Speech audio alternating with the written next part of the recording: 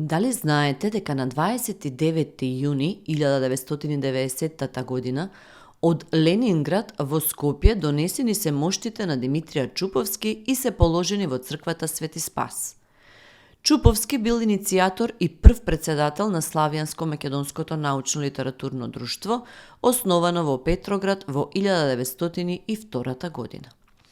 Го основал и Национално просветното и Руско-македонското друштво во Петроград, а во периодот од 1912 до 1915 година на руски јазик го издавал списанието Македонски глас или Македонски голос. Димитрија Чуповски починал во Ленинград, тогашен Санкт Петерсбург, на 29 октомври 1940 година како турски поданик изнесен за погреб прекриен со знамето на македонската колонија изработено во 1914 година. Дали знаете дека денес во светот посебна туристичка атракција представуваат малите возови? Кај нас се уште постојат траги од легендарното пионерско вовче во Скопје. Пионерскиот воз тргнувал од станицата Стив Наумов кај Езерце, која имала чекална, билетарница и два колосици за маневрирање на малата локомотива. Првата наредна станица била кај зоолошката градина.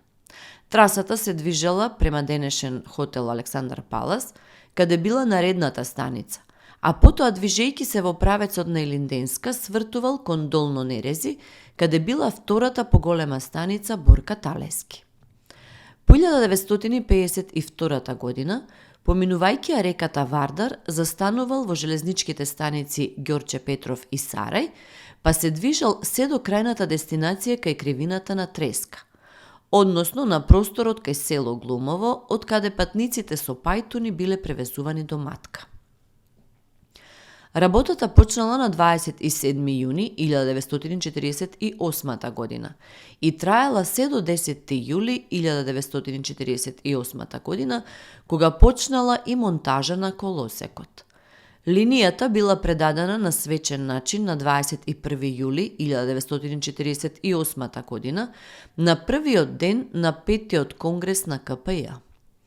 Пионерите, покрај традиционалната марама, носеле железничка униформа и капа, а работеле во две смени. Пионерската железница е укината во 60-тите години пред земјотресот.